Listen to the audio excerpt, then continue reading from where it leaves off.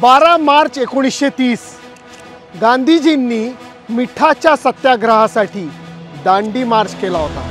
साबरमती आश्रम अहमदाबादमधला, तिथनं ते दांडीपर्यंत चालत गेलेले होते आणि हजारो लाखोंच्या संख्येने भारतीय त्यांना जॉईन झालेले होते।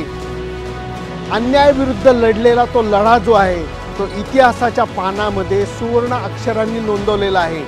तुम्ही म्हणाल सुनंदन लेले ही काय कथा सांगतोय?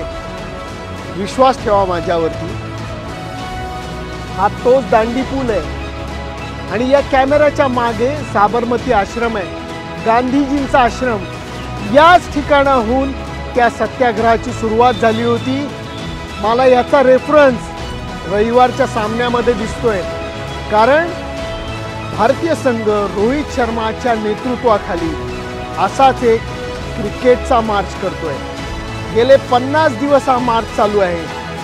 9 साखळी सामने, 1 उपांत्य सामना, सगळ्या गोष्टी सुरळीत होत चाललेल्या आहेत आणि आता रविवार येणार आहे, फायनल मॅचचा दिवस, भारत विरुद्ध ऑस्ट्रेलिया। जसं त्याच वेळेला यश मिळालं तसंच यश रोहित शर्माला सुद्धा मिळू देत। याच रस्त्यावरनं रोहित शर्माची गाडी म्हणजे भारतीय संघ याच रस्त्यावरनं जाणारे क्रिकेटचा मार्च करायला।